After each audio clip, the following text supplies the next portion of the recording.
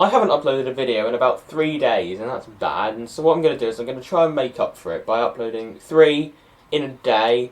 And so I thought I'd do something a little bit different, and I'm going to do a book review. Now, a few videos ago I said that I had bought Twilight, and I was going to check it out and read it and see if it was bad as everybody said it was, and that's what I did. And so I'm going to be reviewing that.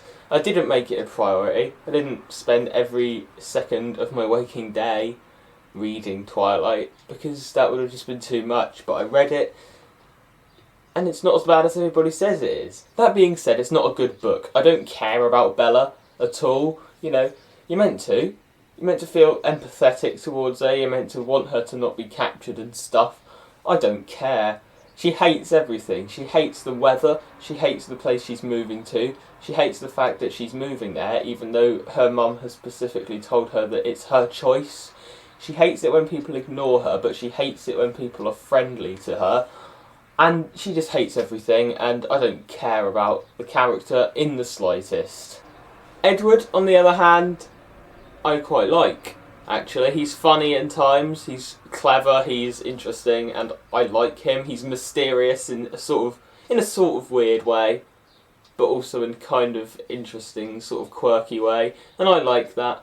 And he's friendly, and even when Bella's being a bitch, he's sort of alright, and I like that. So he's not a bad character. Overall though, the story isn't that good. Not a lot happens in this. Describing the plot wouldn't really give away any spoilers. I mean, she meets a man, he's a vampire, and then at the end she gets captured and stuff. That being said though, the cliffhanger at the end of this is really good. If nothing else about this book is any good at all, the cliffhanger is just amazing. I mean, it leaves you... Well, it didn't leave me wanting to know what happened, because I don't care what happens. It's Bella. If she gets destroyed, I don't even care. If they didn't even write a second book, I wouldn't mind. But I can understand why people would want to read on and find out what happened, and that's a really, really good cliffhanger, and I like that about the book. I mean, it's not well written, the book as a whole, but it's adequately written, and I could read it, I could tolerate reading it, and it was alright. There's not really a lot of character development. I mean, she starts off hating him and thinking that he hates her, and then they go on a little bit, and then they talk a bit more, and then she realises that he doesn't hate her, and she doesn't hate him, and she loves him and stuff, because that's what happens in books like this. But there's not a lot of character development, in fairness. That's not character development, that's just discovering that you were a bitch all along. So, no. The part I do like about this book is Edward's internal struggle with having to leave her alone but not being able to, and that's interesting, it's well done. The main problem I have with this book is the part where they get rid of everything that a vampire is. They can come out during the daytime, they don't burn in the sun, they don't sleep in coffins, they don't turn into bats or anything like that. They are not vampires. If Stephanie Meyer had simply left this fact out, if she'd overlooked it all completely and said, okay, they're vampires, but I'm just going to leave out some characteristics, that would have been acceptable, more or less. If she'd given a reason, like she'd said, ooh, people have become more scared by us and they've twisted it and stuff, and now you get the popular myths that are around, that would have been fair enough.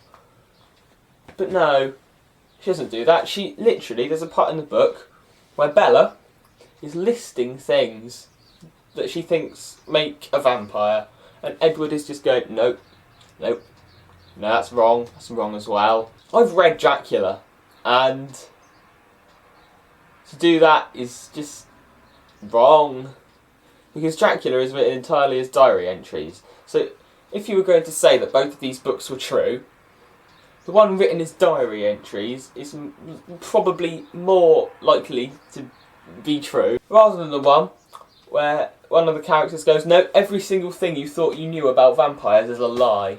I'm probably going to give this a 2 out of 5. I wouldn't read it again.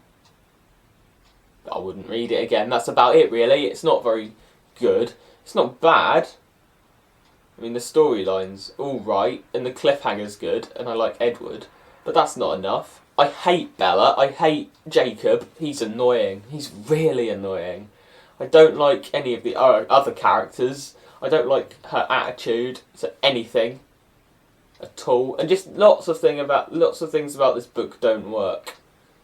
So I'm giving it a 2 out of 5.